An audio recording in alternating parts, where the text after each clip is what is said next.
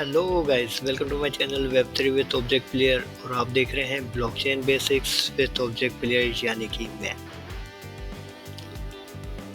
तो गाइस, अगर आप मेरे इस चैनल पे नए हैं तो मैं आपको बता दूं, हाल ही में मैंने एक न्यू सीरीज़ स्टार्ट की है ब्लॉकचेन बेसिक की, जहां पे मैं सिखाता हूं वेब3 के बेसिक कॉन्सेप्ट विद एग्जांपल्स, ताकि आप ब्लॉकचेन को इजीली समझ सकें बिना किसी उलझन के। पहले सीरीज में ऑलरेडी बहुत ज़्यादा टॉपिक हम कवर कर चुके हैं, जैसे कि network, centralize network, decentralize network, distributed network और ब्लॉकचेन किस टाइप का नेटवर्क है। अगर आपने उनमें से कोई भी वीडियो मिस की है तो आप जाके वो वीडियोस देख सकते हैं, लिंक उनका डिस्क्रिप्शन में अवेलेबल होगा। उसके अलावा अगर आपने उन वीडियोस को देखा है और आपको कोई क्यूरी है या आपको कोई ऐसा टॉपिक है जो समझ में नहीं आया या कोई ऐसा नया टॉपिक है जो अभी तक मैंने कवर नहीं किया और आप चाह रहे हैं कि मैं उसको कवर करूं या आपकी क्यूरीज का आंसर करूं, तो आप मुझे ईमेल कर सकते हैं। मेरा ईमेल एड्रेस है contact@objectplate.com। और अगर आप मेरे बारे में जानना चाह रहे हैं तो मेरा पोर्टफोलियो विजिट कर सकते हैं www.objectplate.com। तो गाइस, बिना टाइम वेस्ट किए चलते हैं हमारे आज के टॉपिक के ऊपर, जो हम इस वीडियो में कवर करने वाले हैं और जो बहुत ही ज़्यादा इम्पोर्टेंट टॉपिक है ब्लॉकचेन के लिए। तो आज का टॉपिक है हमारा हैश। तो गाइस, आज हम सीखेंगे कि हैश क्या होता है। तो गाइस, हैश जो है वो एक ऐसा फंक्शन है जिसको अगर हम कोई इनपुट दें तो बदले में हमें कोई आउटपुट मिलती है। ऑल दो सारे फंक्शन ऐसे ही होते हैं जिसको हम इनपुट देते हैं और हमें आउटपुट देता है, लेकिन ये थोड़ा डिफरेंट टाइप का मेथड है। अब यहाँ पे ये होता है कि ये एक सबसे पहले की एक मैथमेटिकल फंक्शन है। इससे मुराद है यहाँ पे जो आप इनपुट देते हो उसके ऊपर कुछ मैथमेटिकल कंप्यूटेशन होती है और वो करने के बाद वो मैथमेटिकल टर्म्स के बाद जाके हमें एक आउटपुट मिलती है। अब दूसरी चीज़ ये कि जो भी हम इसको इनपुट देंगे उसके बदले में ये जो हमें आउटपुट देगा वो फिक्स साइज़ की आउटपुट होगी। और दूसरी चीज़ ये जो यहाँ पे हम इनपुट दे रहे हैं वो लाजमी नहीं कोई टेक्स्ट फाइल हो, वो कुछ भी हो सकता है। मतलब ये कि आप इसको कोई ऑडियो फाइल दे सकते हैं या वीडियो फाइल दे सकते हैं, कोई टेक्स्ट दे सकते हैं, कोई स्ट्रिंग दे सकते हैं, कोई बूलियन दे सकते हैं, कोई फ्लोट दे सकते हैं, कोई नंबर दे सकते हैं, कुछ भी दे सकते हैं। बदले में ये आपको क्या देगा, एक आउटपुट देगा। जो आउटपुट होगी उसकी जो लेंथ होगी वो हमेशा फिक्स साइज़ की होगी। अगर वो आपको 32 बाइट की दे रहा है तो वो हमेशा 32 बाइट की ही देगा। इसके अलावा गाइस, ये जो आपको आउटपुट देगा वो हमेशा सेम देगा, सेम इनपुट के ऊपर। इससे मुराद है कि जब भी आपके इनपुट में कोई चेंज नहीं आएगा तो आपकी आउटपुट चेंज कभी भी नहीं होगी, वो हमेशा सेम रहेगी। तो गाइस, अगर आप इससे दूसरे वर्ड में अगर समझना चाहें तो एक अगर आपको सेम आउटपुट चाहिए तो आपको वो ही सेम इनपुट देनी पड़ेगी। तो गाइस, होपफुली आप हैश समझ गए होंगे। अगर नहीं समझे, हम आगे इस वीडियो में कवर करेंगे उसकी प्रैक्टिकल एग्जांपल। तो अभी के लिए हम इसकी प्रॉपर्टीज़ पे जाते हैं। अब हैश की क्या प्रॉपर्टीज़ हैं? तो हैश की सबसे प्रॉपर्टीज़ जो पहली है वो, जैसे मैंने आपको बताया कि यहाँ पे मैथमेटिकल टर्म्स यूज़ होती हैं, तो ये बहुत ज़्यादा फास्ट है, इसकी कंप्यूटेशन बहुत ज़्यादा फास्ट होती है। पर इस बाकी मैथमेटिक चीज़ों के जो हम इस वेब3 में आगे जाके कवर करेंगे, लेकिन ये बहुत ज़्यादा फास्ट है। उसके अलावा जो इसकी दूसरी प्रॉपर्टी है वो ये कि ये इरिवर्सिबल है। इरिवर्सिबल से मुराद है कि एक बार आपने इनपुट दे दी और आपने हैशिंग करके उसकी आउटपुट निकाल ली, अब आप उस आउटपुट से दोबारा इनपुट कभी भी जनरेट नहीं कर सकते। आप कुछ भी कर लें, आपको उस आउटपुट से इनपुट नहीं पता चल सकती। इसको कहते हैं इरिवर्सिबल, ये रिवर्स नहीं हो सकती। इसके अलावा जो इसकी तीसरी प्रॉपर्टी है वो ये, जैसे मैंने आपको पहले बताया था, फिक्स्ड लेंथ। फिक्स्ड लेंथ से मुराद ये इसके जो आउटपुट आता है उसकी जो लेंथ होती है वो हमेशा एक ही साइज़ की होती है। मतलब ना तो वो करेक्टर उसके जो लेंथ के होंगे वो ज़्यादा होंगे या कम होंगे, वो हमेशा वही होंगे जो आपने मेथड सेलेक्ट किया होगा, जो उसकी आउटपुट की साइज़ होनी चाहिए। अब कोई फ़र्क नहीं पड़ता आप कितनी बड़ी इनपुट देते हैं, कितनी छोटी इनपुट देते हैं, डजंट मैटर, हमेशा जो आपको आउटपुट मिलेगी वो उसकी साइज़ हमेशा सेम होगी।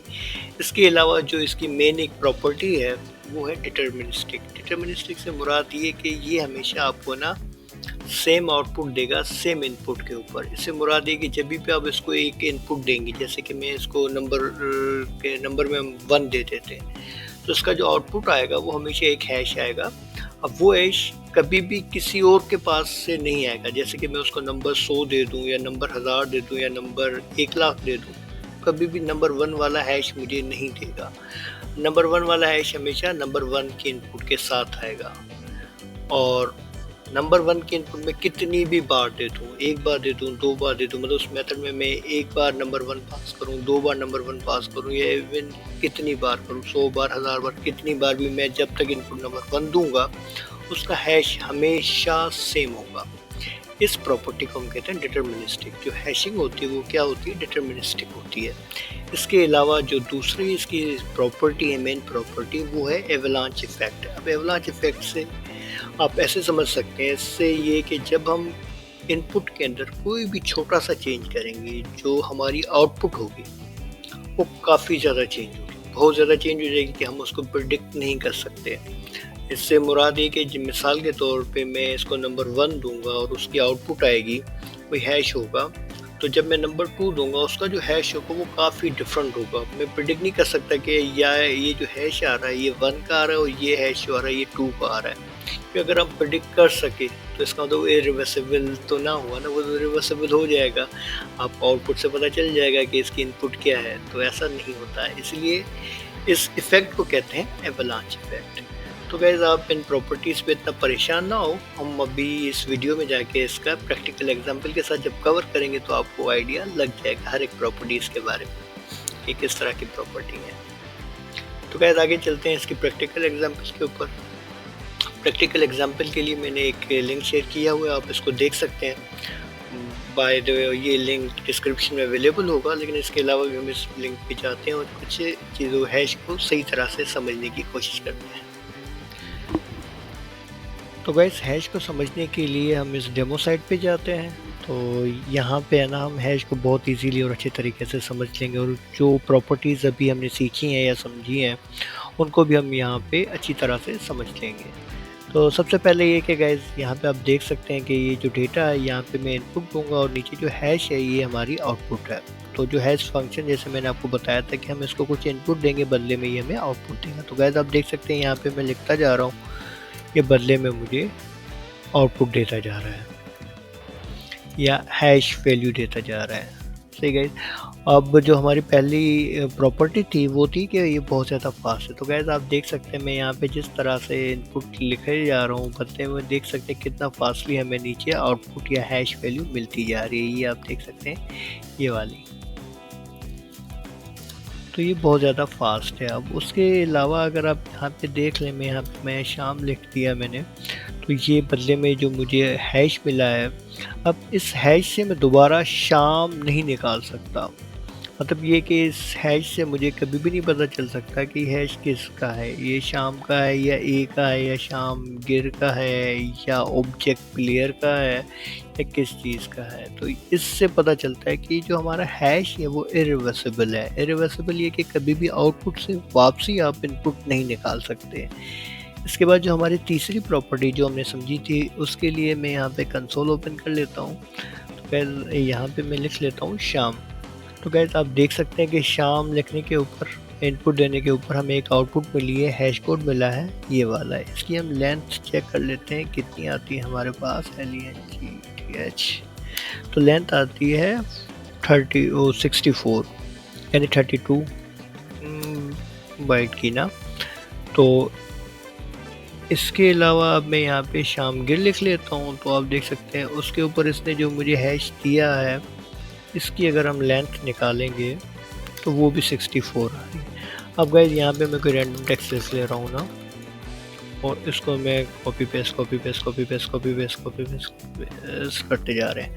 तो गाइस देख सकते हैं ये इतना बड़ा मैंने टेक्स्ट दे दिया है इसको ना, इसके अगेंस्ट में मुझे हैश वैल्यू मिली है कुछ। अगर हम इसको चेक करें इसकी लेंथ को, तो ये भी लेंथ 64 है। इससे मुराद ये, और इससे हमें ये पता चलता है कि हम इसको कुछ भी दे दें, बदले में ये जो हमें आउटपुट देगा उसकी जो लेंथ होगी वो हमेशा सेम साइज़ की होगी।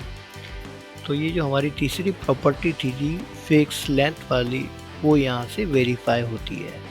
उसके अलावा जो हमने दूसरी चीज़ इसकी प्रॉपर्टी सीखी थी वो थी डिटर्मिनिस्टिक। इससे मुराद ये कि ये देखें मैंने लिख लिया शाम, इसने बदले में मुझे ये एक आउटपुट दिया है शाम के ऊपर ना। अब ये आउटपुट है ना, मैं आगे कुछ भी दे दूँ, ये देख रहे हैं ना, शाम में मैं कुछ भी दे दूँ तो वो आउटपुट मुझे है ना कभी भी सेम नहीं मिलेगी। नीचे आप देख सकते हैं ये जो शाम का हैश आ रहा है, ये आ रहा है, ये मैं कुछ भी करूँ ना तो वो मुझे किसी और आउटपुट से नहीं मिल सकता अनटिल जब तक मैं इसको वापसी शाम ना दूँ। ये देखिए मैंने इसको शाम दिया, इसने दोबारा मुझे वही आउटपुट दे दी। कंपेयर करते हैं, ये देख सकते हैं कि दोनों आउटपुट सेम आई है।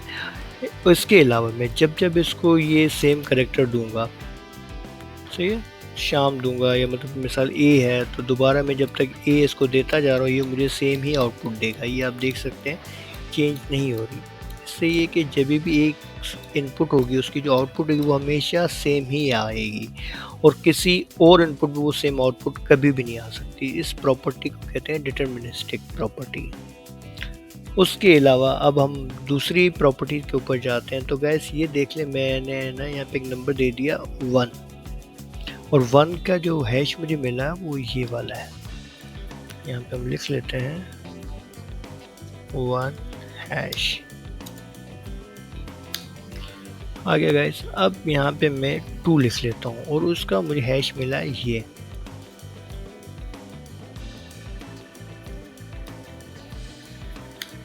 तो वैसे आप देख सकते हैं जो 1 का हैश है और जो 2 का हैश है ये काफ़ी ज़्यादा डिफरेंट है, अच्छा खासा।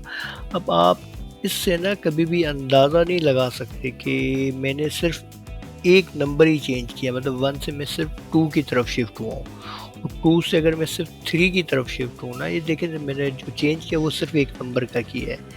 लेकिन यहाँ पे जो चेंज आ रहा है वो काफ़ी ज़्यादा बड़ा है, इसको कहते हैं एवलांच इफ़ेक्ट। और ये भी एक रीज़न है कि हम कभी भी है ना इसके आउटपुट को प्रिडिक्ट नहीं कर सकते कि अगर ये हो जाता तो हमें तो पता चल जाता। मिसाल के तौर पे अगर शाम की आउटपुट ये है तो शाम 1 की आउटपुट ये हो जाएगी, शाम 2 की आउटपुट ये हो जाएगी। लेकिन एवलांच इफ़ेक्ट से हमें ये कभी भी नहीं पता चलेगा कि मतलब।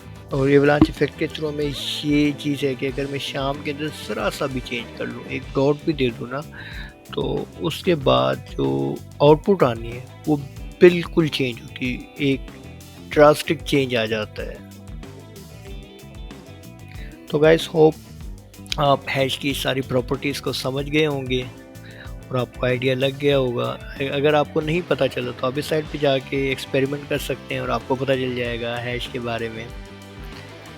तो गाइस हमने इस प्रैक्टिकल एग्जांपल से हैश की सारी प्रॉपर्टीज समझ ली हैं और हमें आइडिया लग गया है। इवन इसके अलावा भी अगर आपकी कोई क्यूरी हो या कुछ ऐसी चीज़ हो जो आपको समझ में नहीं आई है तो आप मुझसे बेझिझक बता सकते हैं, मुझे ईमेल कर सकते हैं, मैं आपको ज़रूर रिप्लाई दूंगा और आपकी कन्फ्यूजन दूर करूँगा। तो गाइस आज की वीडियो के लिए बस इतना ही। उम्मीद है हम दोबारा मिलेंगे इस सीरीज़ में एक नई वीडियो एक नए टॉपिक के साथ। तब तक के लिए आप मेरी पुरानी वीडियोस देख सकते हैं जिनके लिंक आपके इस राइट और लेफ़्ट बार में आ रहे होंगे। इसके अलावा अगर आपकी कोई क्यूरी है या कुछ भी हो तो आप मुझे कांटेक्ट कर सकते हैं, मेरी ईमेल ऑलरेडी गिवन है इसी वीडियो के अंदर। उसके अलावा गाइस अगर आपको ये वीडियो की सीरीज़ अच्छी लग रही है और आपको ब्लॉकचेन के कॉन्सेप्ट क्लियर हो रहे हैं तो मेरा चैनल सब्सक्राइब लाजमी करें, वेब3 विद ऑब्जेक्ट प्लेयर। और इसके अलावा बेल का आइकन लाजमी दबाइएगा ताकि अगर कोई इसकी जो नेक्स्ट वीडियोस आएंगी वो आप मिस ना कर सकें। तो गाइस मिलते हैं अगली वीडियो में, तब तक के लिए बाय बाय।